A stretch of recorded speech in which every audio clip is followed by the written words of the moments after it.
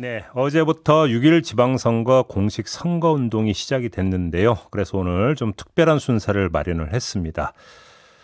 전국 각지에서 의미 있는 도전을 이어가고 있는 각 당 기초단체장 후보들을 지금부터 차례로 만나볼 텐데요. 먼저 보수의 성지로 불리는 대구로 가보겠습니다. 지금까지 단 한 번도 민주당 계열 후보의 당선을 허락하지 않았던 수성구청장의 도전장을 내민 더불어민주당의 강민구 후보 전화로 만나봅니다. 나와 계시죠? 예, 안녕하십니까. 수성구청장 후보 강민구입니다. 네, 안녕하세요. 네. 얼마 전에 그 선거운동 하시다가 젊은 청년한테 욕설봉변을 당하셨다는 얘기를 들었는데 이게 어떻게 된 일입니까? 네. 정확히 일주일 전이었는데요. 네. 동아백화점 수성점 앞에서 피켓 목에 걸고 횡단보도 앞에서 퇴근길을 하고 있었는데 네. 젊은 청년이 저를 보자마자 그냥 욕을 그냥 정말 심한 쌍욕을 저한테 퍼붓더라고요. 그래서 제가 아니 청년 당신은 아버지 뻘 되는 사람한테 그렇게 보자마자 욕하냐 이렇게 이야기를 하니까 그래도 욕은 끊임없이 했습니다. 그래서 안 되겠다 싶어서 112 신고했고요. 주변에 도움을 받았어요. 그 전까지도 욕은 그치지 않았어요. 살다 이렇게 욕 많이 먹은 거 처음입니다. 그래서 오래 살겠습니다, 제가. 예. 알겠습니다. 이 질문부터 좀 드렸던 이유가 민심이 어떤지가 좀 궁금해서 드렸던 질문인데 어떻게 체감하고 계세요?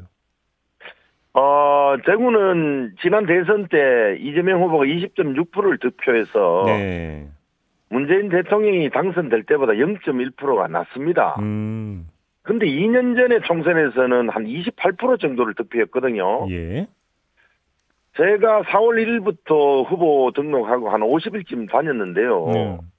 바닥 민심은 상당히 괜찮습니다. 아마 2018년 지선이나 2020년 총선 때까지도 이렇게 대놓고 민주당 지지 표시를 못했는데 이번 대선 때부터는 민주당 지지한다는 표하는 사람이 많아져서 그런 것 같기도 합니다. 아, 그래요? 근데 지금 보니까 수성구 같은 경우는 광역 의원 민주당 출마자가 한 명도 없다면서요? 맞습니다. 대선을 패배하니까 대구 민주당과 지지해 주는 분들이 조금 좌절감과 패닉에 빠지신 것 같아요. 수성구도 광역의원 선거구가 5곳인데 전원이 무투표 당선됐거든요. 대구 전체에도 지역구 광역의원 29석인데 20석이 무투표 당선됐습니다. 참 안타깝고요. 4년 전에만 해도 기초 116석 중에 민주당이 50석이 되고 광역은 27석 중에 4석을 먹었는데 완전히 퇴보했습니다. 이런 부분에 대해서 수성구청장 후보로서 수성구민에게 대단히 죄송하고 대구 시민에게도 건실한 정치색으로 성장 못한 대구 민주당 당원으로서도 사과드립니다. 그럼에도 불구하고 수성구청장 당선을 자신하십니까? 저는 지지율 현재로서는 여론조사 지지율 낮은데요. 우리 수성구는 대구에서도 정치 1번지로 통합니다. 김부겸을 31년 만에 국회의원으로 당선시켜 주신 곳이기도 하고요. 아, 그렇죠. 예. 4년 전에 저를 24년 만에 최초의 민주당 지역구 대구 광역시의원으로도 뽑아준 곳이기도 합니다. 네. 저는 이 수성구 주민들을 믿습니다. 그래요. 지금 김부겸 전 총리 언급을 하셨으니까 지금 후보님께서는 김부겸 전 총리 자문위원도 이제 지내신 바가 있는 걸로 제가 알고 있는데요. 맞습니다. 혹시 김부겸 전 총리가 그러니까 선거 지원을 해준다든지 유세장에 등장한다든지 혹시 이런 계획이 있습니까? 김부겸 직전 총리께서 대구에서 마지막 이제 정치 일정을 마치시겠다고 했는데 총리를 마친 지가 얼마 되지는 않았는데 네네. 그래서 그런지 아직 대구는 오시지 않았습니다. 향후에 정치 은퇴를 하신다는 말씀도 하셔가지고 네네. 어떤 선택을 할지는 모르겠지만 저는 이번 선거 유세를 좀 와주셔서 지원을 해 주실 거로 확실히 믿고 있습니다. 혹시 요청도 하셨습니까? 요청해 놓았습니다. 아, 그래요? 알겠습니다. 예. 자, 수성구청장 후보로 내가 당선되면 이 정책은 꼭 펴겠다 이렇게 좀 구민들에게 약속한 내용이 어떤 내용입니까? 수성구는 서울에 있는 강남처럼 교육열이 가장 높은 곳입니다. 네. 근데 최근에 아파트 집값이 많이 올랐지 않습니까? 네네. 그런데도 이 수성구의 9개 동이 1970년대부터 대규모 단독주택지라는 곳으로 해서 50년 동안 4층밖에 못 짓게 대구시가 조례로 묶고 나왔어요. 아, 예. 이것을 제가 지난 4년간 대구시의원, 대구시의 부의장 하면서 이것을 대구시장과 협의해서 풀었거든요. 여기에 재개발 재건축붐이 뜨겁습니다. 네.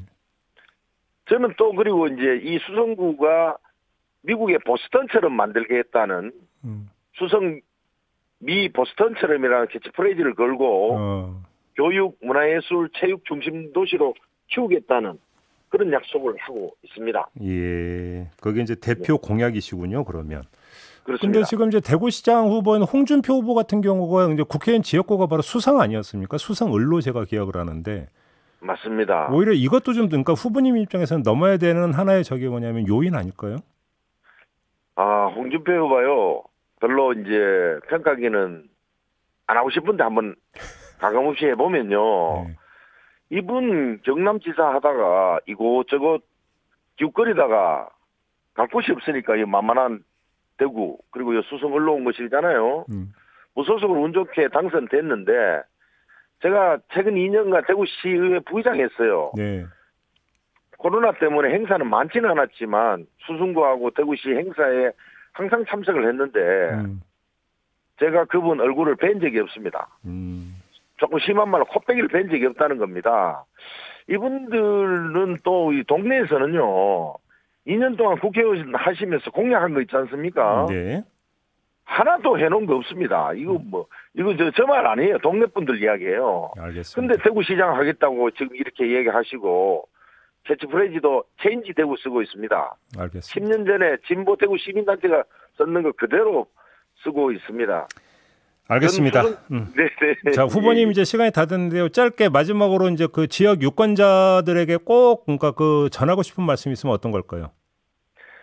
존경하는 그 대구 시민 여러분, 수성구민 여러분, 우리 대구는 일제강점기 때 가장 독립운동가를 배출한 자랑스러운 도시거든요. 해방 직후까지도 진보의 중심 도시였는데 우리 대구 시민들이 좀 우직하시다 보니까 천천히 바뀌고 있는 것입니다. 지난 30년간 일당 독점을 하다 보니까 우리 민주당 후보들 행패도 많이 어렵습니다. 많이 관심과 격려해 주시면 더욱 힘내서 알겠습니다. 확실히 대구 수성구 바꾸도록 하겠습니다. 알겠습니다. 자, 말씀 잘 들었습니다. 고맙습니다. 고맙습니다. 네, 지금까지 강민구 더불어민주당 대구 수성구청장 후보 만나봤고요.